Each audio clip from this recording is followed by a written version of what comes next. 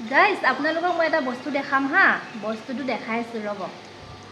এয়া গাইজ এয়া কি আপোনালোকে চিনি পাইছেনে এয়া হৈছে তিতা ফুল মানে বজাৰৰ পৰা কিনি আনিছিলোঁ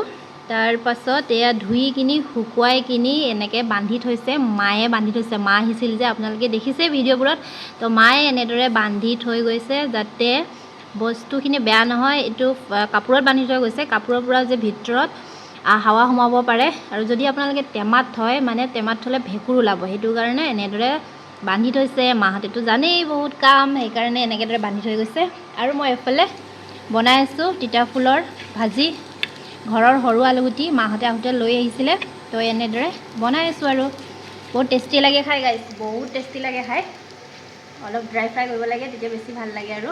আপোনালোকে এনেকৈ খাব তেতিয়া আপোনালোকৰ স্বাস্থ্যটো পূৰা ভাল হৈ থাকিব পূৰা স্কিন পূৰা ধুনীয়া হৈ থাকিব গাইজ স্কিনৰ কাৰণে খাব বেষ্ট বহুত ভাল হয় এই পিম্পল যে ওলাই গোটেই পূৰা মজা হৈ যাব ধুনীয়া হৈ যাব গাইজ তো আপোনালোকে খাব ট্ৰাই কৰি চাব ভাল পাব আপোনালোকে গাইজ